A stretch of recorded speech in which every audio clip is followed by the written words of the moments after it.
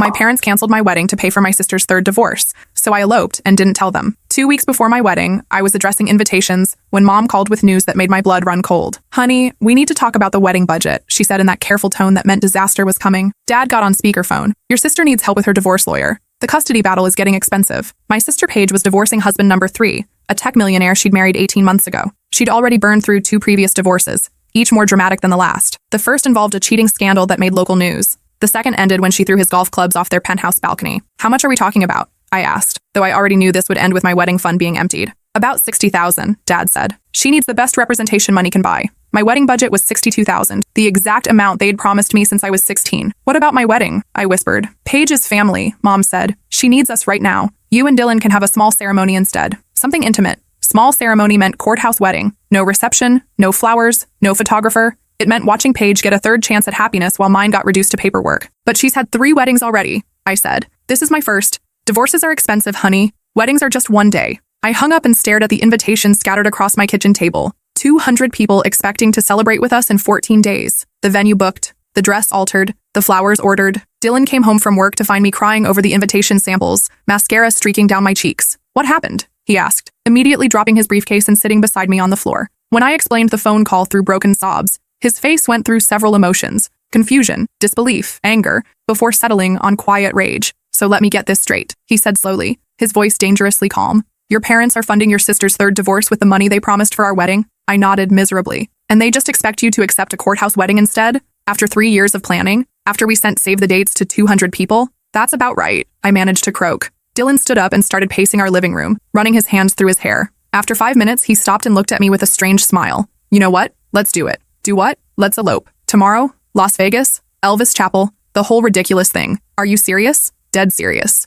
"Your family wants to prioritize Paige's third divorce over our first marriage? Fine, but we're not having a courthouse wedding, and we're not waiting for them to decide when our happiness matters." The idea was completely crazy, impulsive, everything my methodical plan, everything an advanced personality usually avoided. But something about Dylan's fierce loyalty made my heart race with possibility. What about our families? What about the invitations? What about all the deposits we'll lose? "We'll deal with that later," he said. "Right now, let's focus on us, on what we want." The next morning, we boarded a flight to Vegas with our wedding rings and hastily packed suitcases. As the plane took off, I felt something I hadn't expected: relief. For the first time in weeks, I wasn't thinking about seating charts or vendor coordination or my mother's passive-aggressive comments about my dress choice. I wasn't thinking about Paige's drama or my parents' financial priorities. I was thinking about marrying the man beside me, the one who'd just proven he'd choose me over everyone else's expectations. We landed in Vegas at noon under a blazing desert sun. By 3 o'clock, we were married by an Elvis impersonator named Vernon in a chapel that smelled like artificial flowers and decades of desperate romance. It was tacky and spontaneous and absolutely perfect. Vernon pronounced us husband and wife with a perfect Elvis accent, and Dylan kissed me while Viva Las Vegas played from hidden speakers. We spent our wedding night at the Bellagio, eating room service and laughing about our impulsive decision. The real test came 3 days later when I finally turned my phone back on. 47 missed calls, countless messages, all from my family, none congratulatory. The first was from Mom. "Where are you?" "The caterer needs final numbers." Then Dad. "Your sister's lawyer needs the money transferred today." Then the one that made me see red, from Mom. "We told everyone the wedding was postponed due to a family emergency. Don't make us look like liars." They'd canceled my wedding, without asking, without telling me first. I called immediately. "Thank God you're okay," Mom answered. "We were worried sick." "You canceled my wedding," I said flatly. "We postponed it." "There's a difference." I started laughing. The kind that comes when you realize you've been living in someone else's reality too long. "What's so funny?" "I don't need you to reschedule anything. I'm already married." Silence. "We got married in Vegas 3 days ago. Legal and everything." More silence. Then Paige's voice. "She's bluffing. She wouldn't do something that selfish." "Put me on speaker," I said. A click. Then Mom's voice. "You're on speaker." "Hi, everyone," I said cheerfully. "How's the family emergency going? Getting your money's worth on those legal fees?" "You're being ridiculous," Paige snapped. "Mom and Dad are helping me because I actually need them. You're just throwing a tantrum because you can't have your princess wedding." Something inside me snapped. "Princess wedding?" I said, my voice rising. "I've been engaged for 2 years. 2 years. I've been planning this wedding since I was 16. I saved every penny from my part-time jobs to contribute to it. I booked the venue, tasted the food, chose the flowers. I sent out invitations." "So?" Paige interrupted. "It's just a party." "No," I said. "It's not just a party. It's my wedding. The one wedding I get. Not my third wedding. Like you. My first and only wedding. You're being dramatic." "Am I?" "Let me ask you something, Paige. How much did your first wedding cost?" "The one to the investment banker?" "I don't see how that's relevant." $85,000, I answered for her. "I remember because Dad bragged about it to everyone. Said his daughter deserved the best." "That was different," Mom interjected. "How? How was it different?" "We were in a better financial position then," Dad said. "Really?" because I distinctly remember you taking out a second mortgage to pay for it. But that was okay because Paige deserved her dream wedding. The second wedding cost $67,000, I continued. The destination wedding in Tuscany. Remember that? I was in college, working 3 jobs to pay for textbooks. But sure, Paige needed her Italian villa ceremony. Those marriages didn't work out, Mom said weakly. Exactly my point. You've spent over $150,000 on Paige's weddings. Weddings for marriages that lasted a combined total of 4 years. But when I asked for $60,000 for my first wedding, my only wedding, suddenly we need to prioritize family emergencies. It's not the same thing. You're right. It's not. Because unlike Paige, I actually love the person I'm marrying. We've been together for 5 years. We live together. We own a house together. We're building a life together. But apparently that doesn't matter as much as funding Paige's third attempt at happiness. I heard Paige start to say something, but I wasn't finished. And you know what the real kicker is? I continued. I didn't even need your money. Dylan and I could have paid for our own wedding. We have savings. We have good jobs. But you insisted on contributing. You promised me that money when I was 16. You made it a condition of me having a big wedding. So I planned accordingly. We didn't know Paige would need help, Dad said.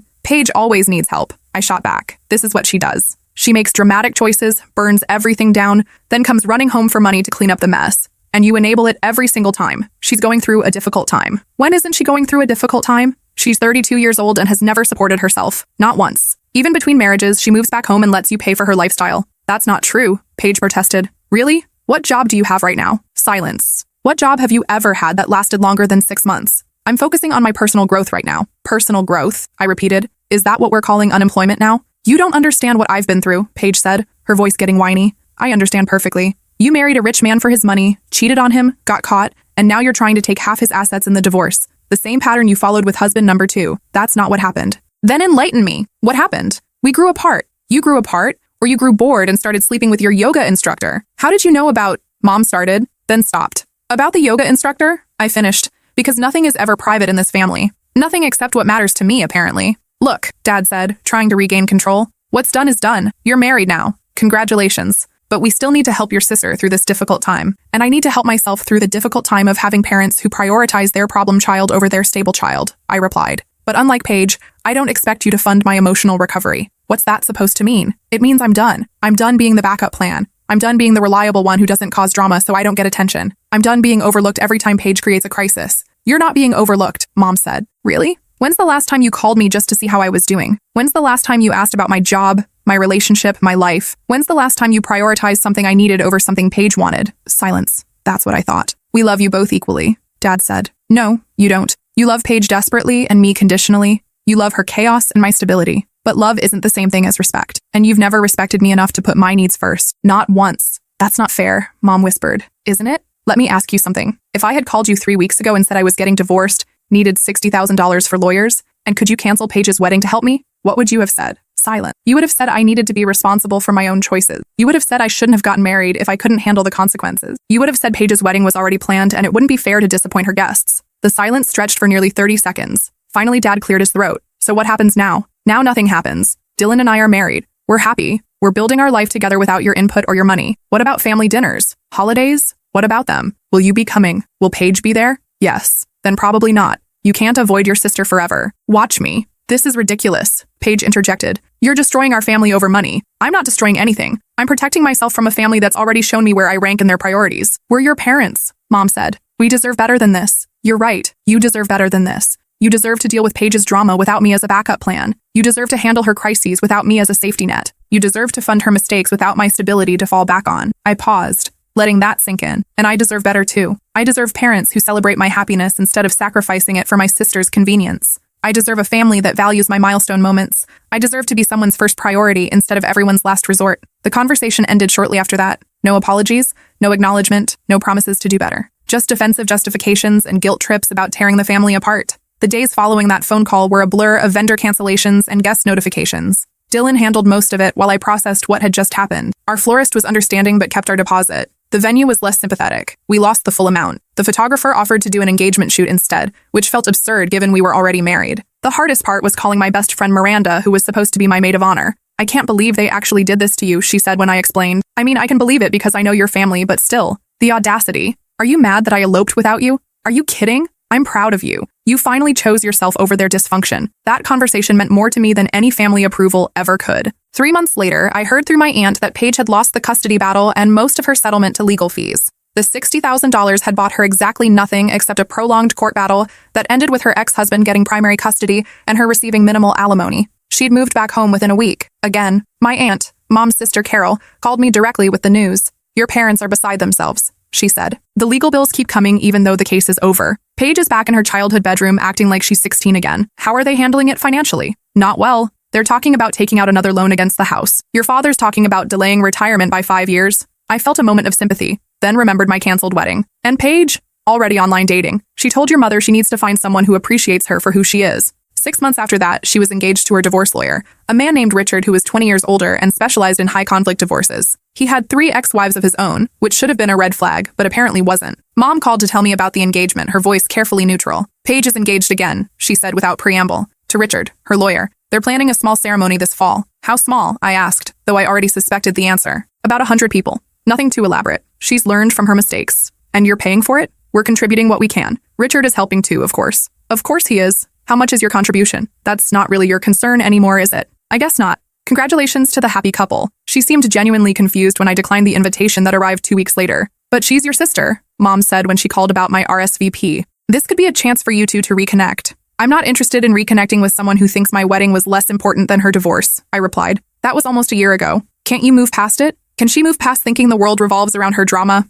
Mom hung up without answering. The wedding went ahead as planned. From what I heard through my aunt, it was lovely. Intimate ceremony in the garden, reception at the country club, 3-tier cake with real flowers. The photos on social media looked perfect. The marriage lasted 14 months. This time there was no dramatic custody battle or financial settlement to fight over. Richard had been through enough divorces to protect his assets with an ironclad prenup. Paige walked away with exactly what she'd brought to the marriage, which was essentially nothing. A year later, Dylan and I bought our first house. A beautiful colonial with a wraparound porch and enough space for the family we were planning. The house had good bones but needed work, which we were excited to do together. We sent a photo to my parents with our new address, partly as an olive branch and partly because I thought they should know where their daughter lived. They congratulated us via text message. No phone call, no visit, just a perfunctory message that could have been sent to anyone. "Congratulations on your beautiful new home. We're proud of you both." But when Paige got engaged to Richard, they'd thrown her an engagement party for 60 people at the country club and posted dozens of photos on social media. The double standard was so obvious it would have been funny if it weren't so painful. Dylan's parents, on the other hand, drove 3 hours the weekend after we moved in to help us paint the living room and plant flowers in the front yard.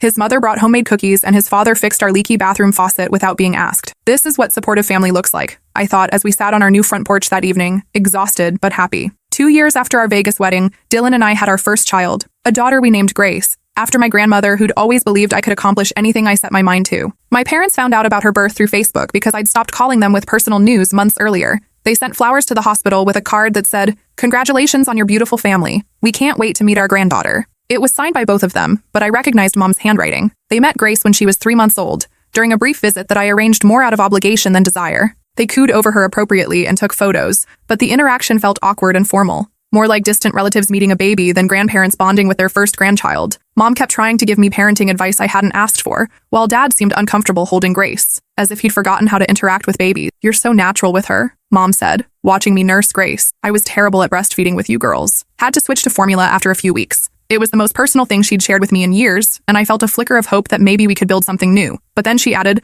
"Of course, Paige was much easier. She took to the bottle right away. No fuss at all. Even in a moment about my daughter, she found a way to make it about how Paige was better." The visit lasted 2 hours. They left promising to come back soon, but soon turned into 6 months. Meanwhile, Dylan's parents visited every other weekend. His mother had taught me to make her famous banana bread recipe, and his father was building Grace a custom bookshelf for her nursery. She called them Nana and Papa and squealed with delight whenever she saw them. When Grace turned 1, we had a party in our backyard with Dylan's family and a few close friends. There were balloons and a smash cake and all the joy that should surround a child's milestone. My parents weren't invited, though they learned about it through social media. Mom called the next day, her voice tight with hurt. "I can't believe you excluded us from our granddaughter's first birthday. We're her grandparents. We have a right to be there." "You weren't excluded," I said calmly while Grace napped in my arms. "You made your choice about what family events matter to you. Grace's birthday apparently wasn't important enough to prioritize, just like my wedding wasn't. That's completely different. We were dealing with a crisis back then. There's always a crisis with Paige. There will always be a crisis. The question is whether you're going to let her chaos control your relationship with your other daughter and your granddaughter." Mom was quiet for a long moment.